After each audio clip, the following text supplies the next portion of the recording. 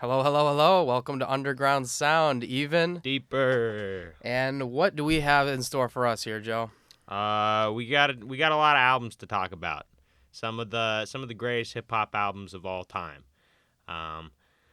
Just going through a list, maybe not in any order specifically, but just some great albums, great music, and Yeah. we're gonna talk about it. Yeah, so we're talking about, we're kind of making like a little starter pack here, what we think are like the best albums to just get into and why we think they're the best like starting point for new fans coming in. So these are really like the best of the best on what we think was just a really good entry point, as well as just super high quality across the board. So I have 4. How many do you have just up front? I have 4. You have 4? Okay, Yeah. so I was wondering if you had more than me, maybe you should go first. Yeah. But I guess it doesn't matter. But do you want to start us off anyways? Yes, I would. All right, what do you got for us? All right.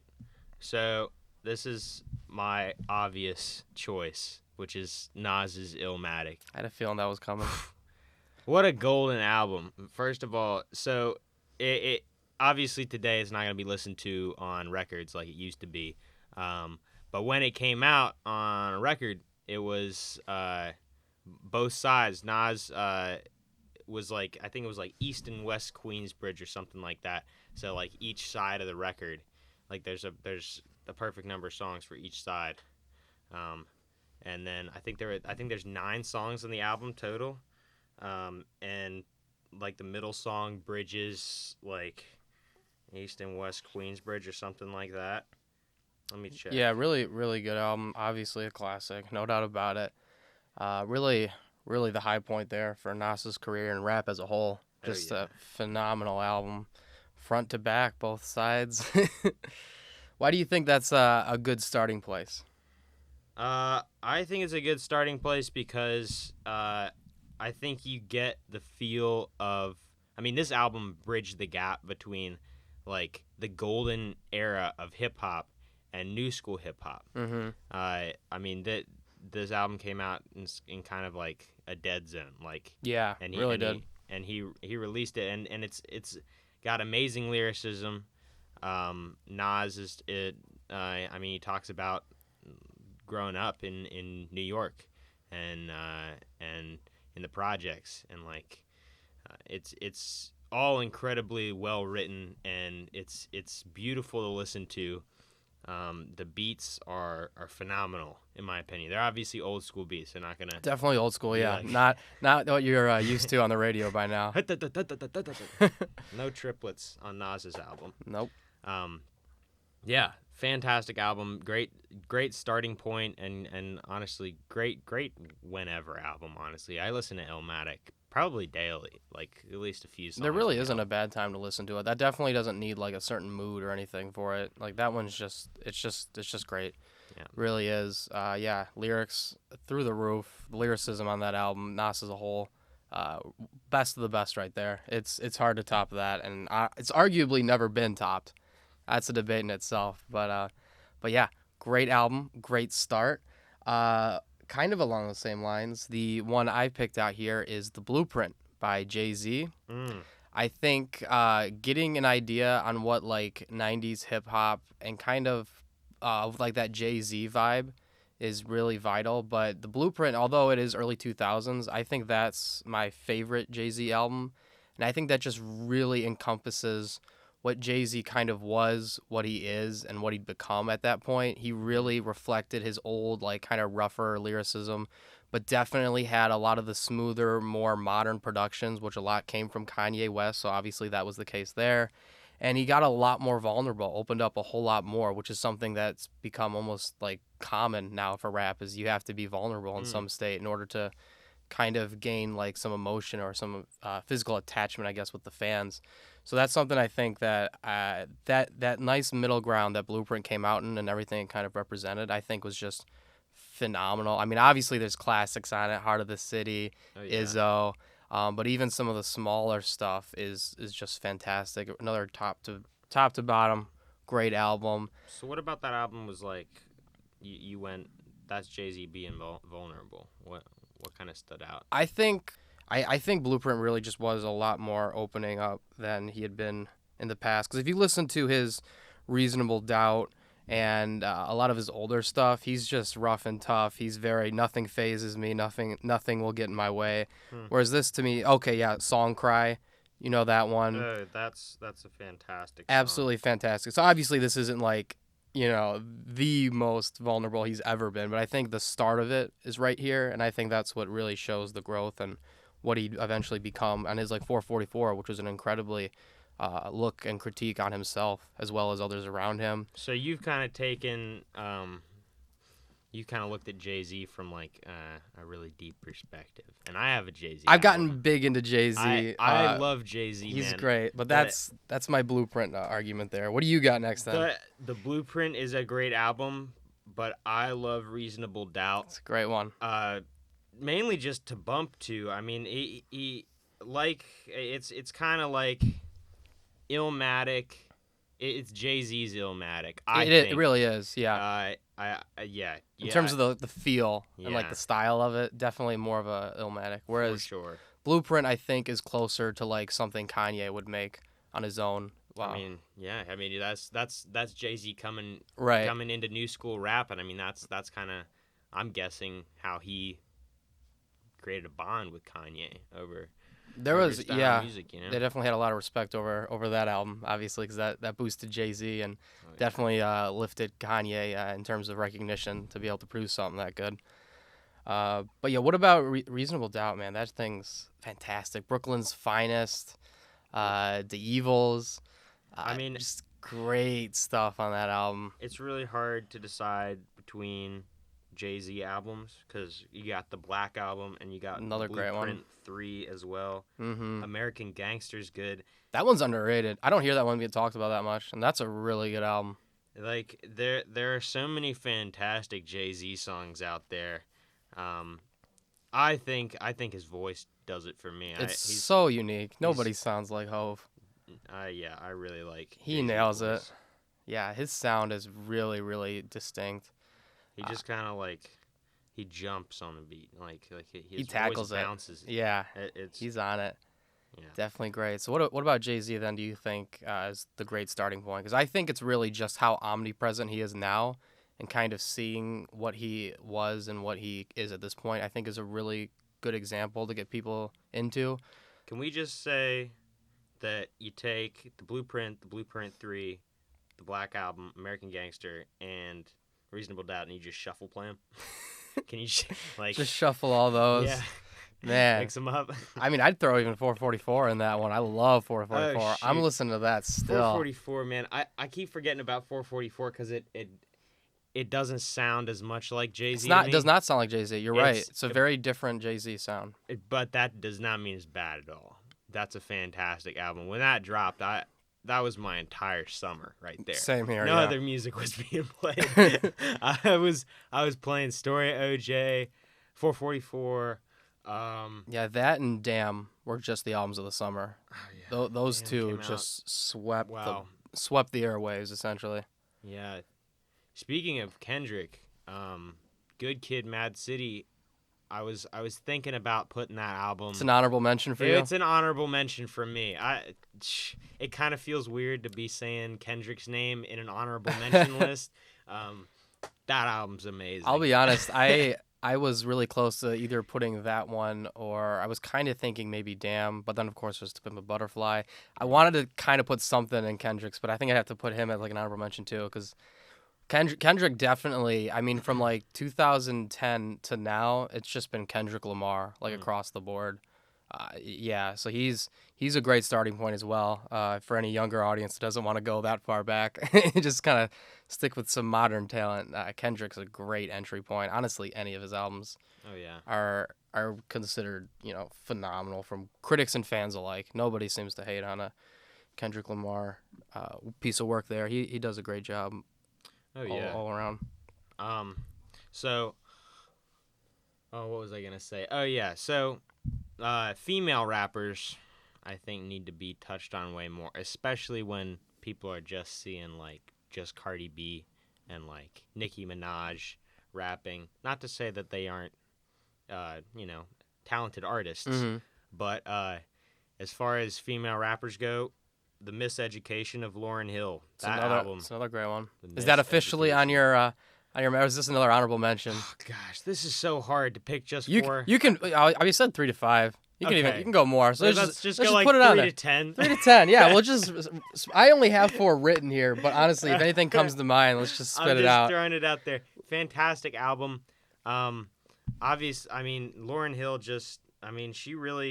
she was the starting point for females in the rap scene, because really we heard before this. Was it her or Lil Kim that came out before first? Because I feel like those were both like almost the same time. I don't know. I mean, I think it might have been Lauryn Hill because she was with the Fugees first. yeah. So she that was might with have the been what got her Fugees. on first. Because I think Lil Kim didn't come up until Jay-Z started putting her on songs. Yeah.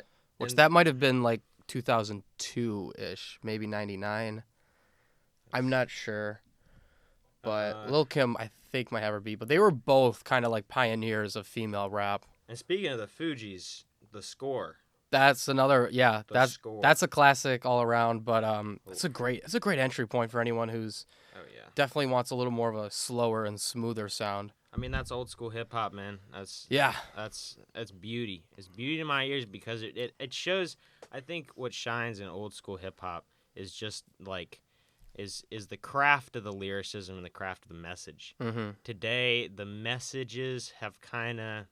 I mean, there's still messages in all. There's in all definitely songs, examples, but yeah, but- the mainstream seems to have dipped a bit. I think the production value of music has just skyrocketed, whereas what we're Producers really- are killing it right now. Yeah, what we're really hearing is not up to par with old school hip hop. I mean, nor should it be. I think that age it was a byproduct. That music was a byproduct of the time. Mm-hmm, absolutely. There was a lot of controversy in America, and so And there was also just a lot less, I think, like financial backing, because I mean, rap wasn't even like considered an art form by certain like music industry, like companies, and it was really tough to get radio play because of the language and whatnot. oh yeah. So I think it was a lot more of the artist kind of just working on their own, whereas now you've got major labels, plucking you out at the age of like 17, putting you on tracks or just producing or something. It was more of a rebellion at Yeah, that time. It was- had more heart because of that. Right. Yeah, it really did. Whereas now is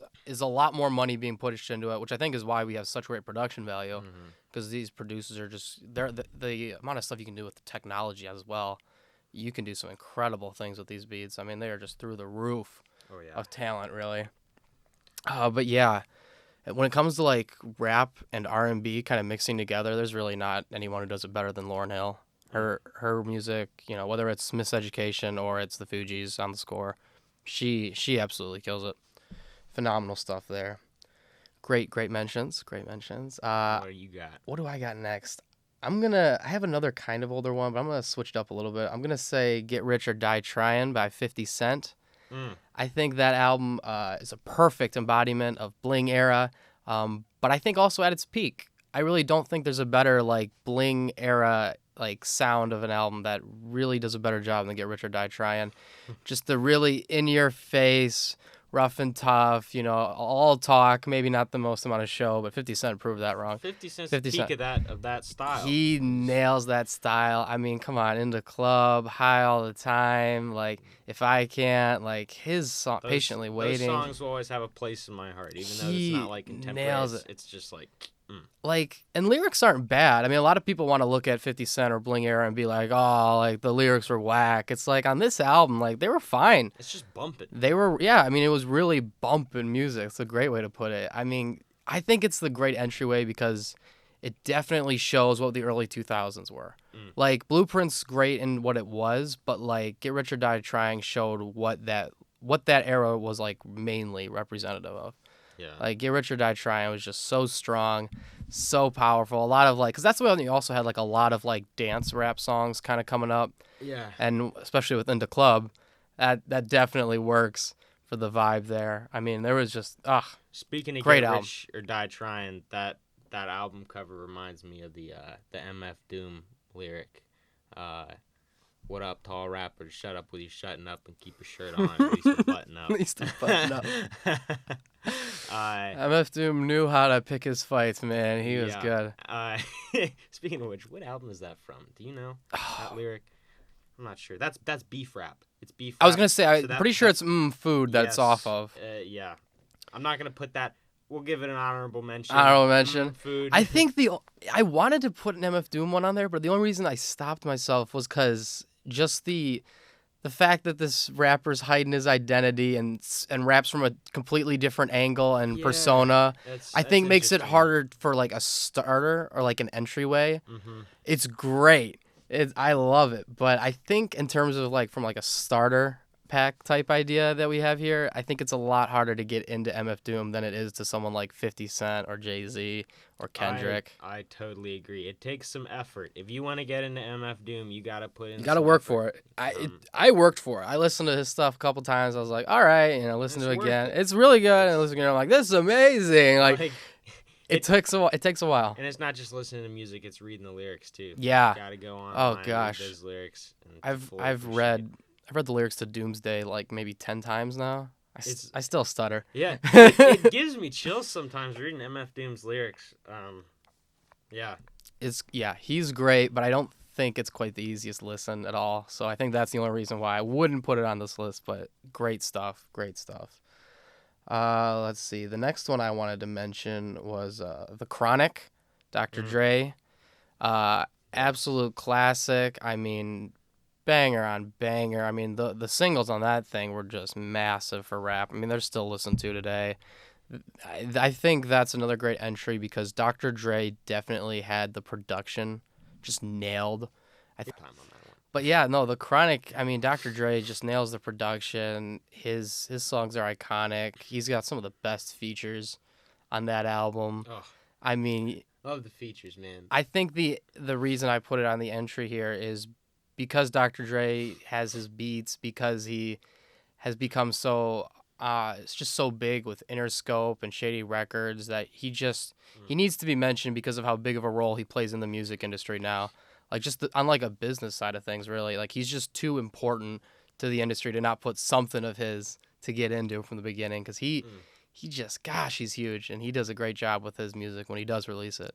I'm still waiting on Detox, but but yeah, what about you?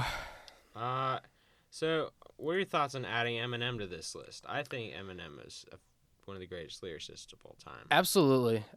And I think, which album in particular do you think would be the best starter for him? I was thinking the Marshall Mathers EP. Okay. I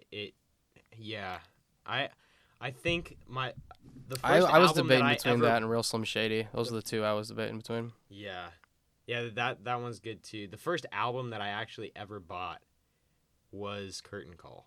Probably I was like 10 or something, and I was like, I'm gonna buy this whole album. And I should have put more work into which Eminem album do I actually want. But I just kind of wanted to listen to a few songs, and I saw them on the album, and then I bought the album, and I just started listening to the whole album all the way through.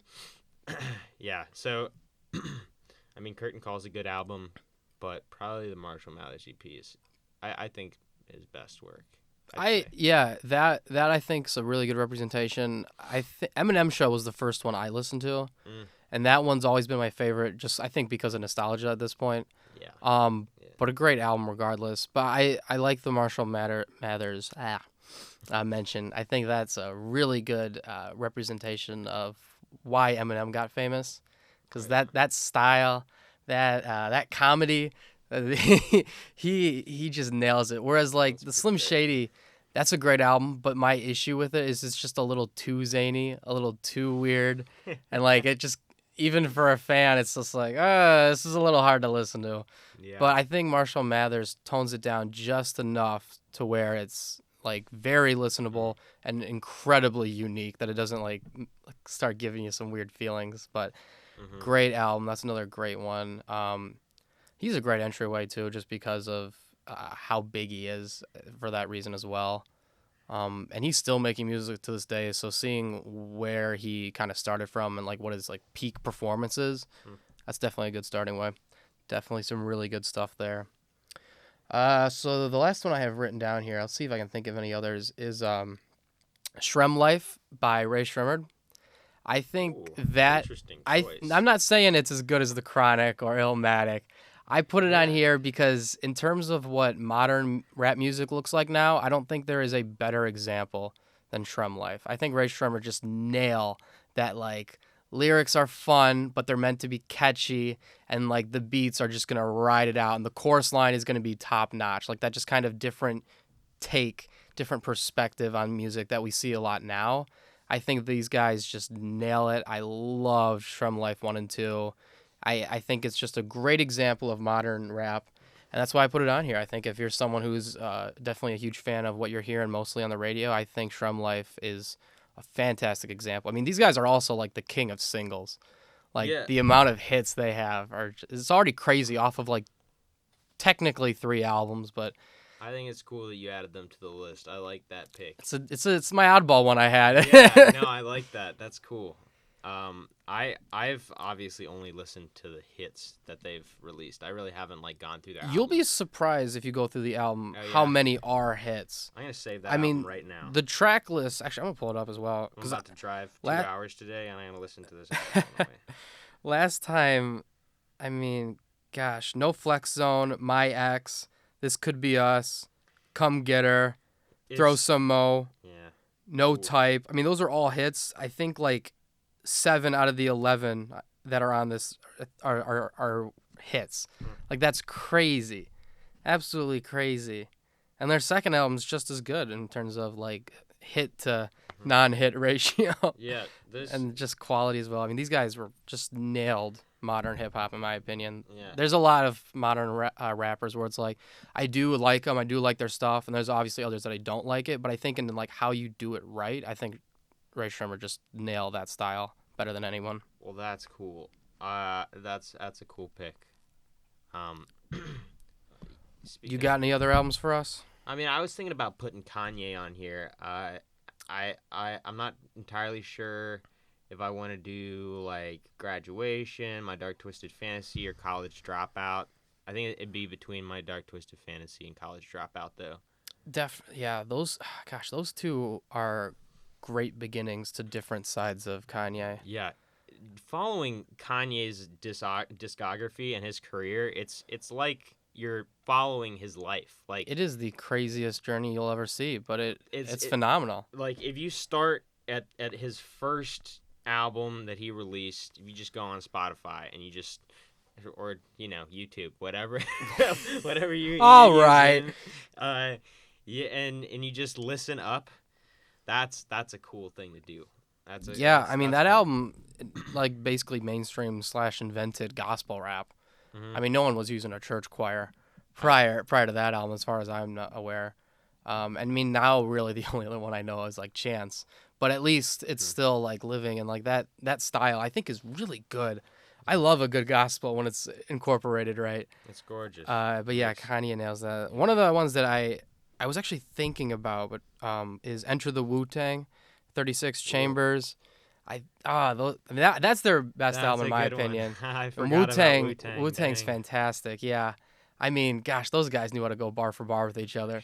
Every single one of them. I mean, if you look at like top 50 rappers list or something by like Complex or Rolling Stones, I guarantee you like almost every single member of the Wu-Tang's in that list somewhere. Like all those guys knew what they were doing when it comes to writing, and they were no stranger to like chorus lines and beats. Like they really had all the stops. Just nailed it. I think there need to be more hip hop groups. I miss having groups. I don't know why they're hard to come by now, because like I feel like it's Migos. You got Ray Smurda, right? Yeah, well, they kind of broke. I think they're kind of breaking up, because I mean, their last album was like the 2-parter where they like each did their own separate album together. So I don't think we're gonna get another true Ray Shrummer album for a while, but not confirmed. So we'll see. But yeah, and even the Migos, they've been branching off and doing their own albums now. So like that might be dead. Like every group just kind of seems to fall apart. It's weird. All right, so you gotta listen to Outkast. No, you gotta listen to Midnight Marauders by Tribe Called Quest. That's like the classic hip hop. Tribe is great. Old school hip hop group album. What's the name of that? The Outkast album. Stankonia, ATLiens. Love Below. ATLiens, I think, is the one. No, Speaker Box. Speaker Box, Love Below. Yes, that's the one. Listen to that. Speaker Box with 2 X's. I think Aquemini is my personal favorite when it comes to yeah. Outkast, but yeah, great stuff, man. Outkast is great. I thought about bringing them up as well, just because if you are a fan of any rapper from Atlanta or just the South for that matter, you got to put some respect on Outkast's name for that, because those guys, there's no room for the South if it wasn't for Outkast. I mean, those guys pioneered it for that whole region. But what's your point in particular for Outkast? Why'd you bring them up? I like their sound. I like how they work off of each other, just like any good hip hop group. Exactly. So I thought I had to bring them up. It's all about chemistry, really. Mm-hmm. Fantastic. You know, I was just looking at just great albums in general. One that came up here is Doggy Style. Yeah. Snoop Dogg. Yeah. That might be another great entry point. I don't think I've completed that whole album. Oh, you should. It's so good, and you'll be surprised because you think like, oh yeah, like the few hits here and there, you know, Gin and Juice, What's My Name, yeah, those. But like, man, even some of the smaller stuff like Pump Pump and stuff, like some of those smaller songs, man, even those were just awesome. I mean, I'll give it a listen. Yeah, Doggy Style is fantastic. And even, you know, Snoop Dogg never quite reached the Doggy Style level again, but he never fails. Yeah. He always has a good album here or there. Yeah. He does his job front to back, no doubt about it.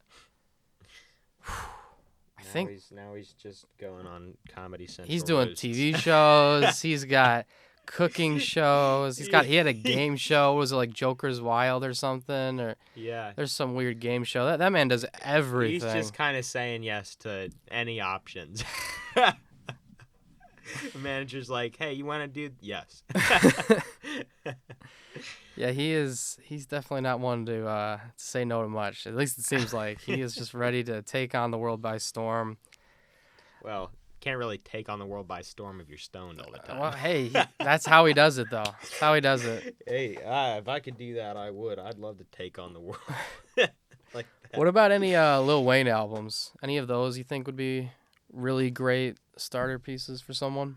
Lil Wayne, I mean, that Carter 3. I think Carter 3 is probably the best of the best.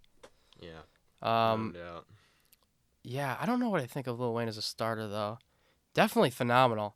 Yeah, he's great. He's really good. And for those of you who haven't watched the documentary about Lil Wayne, which documentary? I don't think I've seen it. Okay, so you can probably find it on YouTube actually, just like Lil Wayne documentary. And he didn't want like this release, but that it followed part of his career, his early career, and like just his life, going to shows, just like on his bus recording, like it's a little bit horrifying, but also insanely impressive.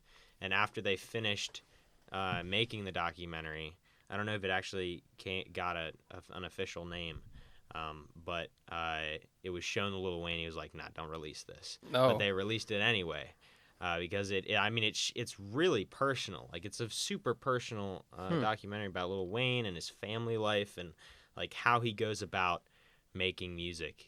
And it's fascinating. You're just kind of like in the mind of Wayne, and it's really cool. So definitely Google that. I'm gonna have to check that out. Yeah, it's on YouTube. Lil Wayne definitely has a very great kind of rags to riches story there. He's phenomenal. Mm-hmm. That's why I love the Carter 5 so much. Was just seeing him be able to get all the rights to his music and actually release something.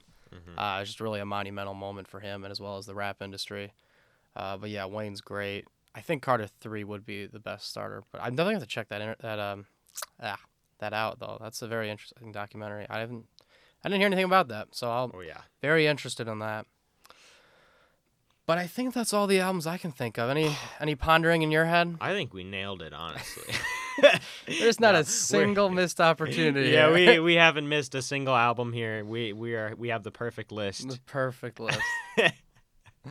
Obviously, just like take all the artists that we've mentioned today, and then just listen to them all. Listen to them all. You clearly have the time. But listening to an album, I think people get caught up listening to single songs too much these days. Absolutely. Again, there are a lot of like singles released, Mm-hmm. more than there were. It's before. just the attention span of people has just gone down. Yeah. People are on the go more and more, and people just feel like they don't have as much time. They got more to do. They're more busy, so they don't have really time to go through a whole album they've never heard before. It's also because music is so much more available than it used to be. And, Absolutely. And you could just keep on listening to the same song that you want to listen to. You don't have to listen to the whole album. Exactly. Whereas back when they were releasing records, like you'd buy an album and that would be your like what you listen to. Yeah. Like that would be it. That was it. All the songs. Yeah, it's so definitely different now. check out the albums. Old school hip hop has a much better narrative than new school hip hop in terms of like their album. They definitely craft their stories. So definitely check out all the old school hip hop albums that we mentioned here, and yeah, you're gonna be perfect.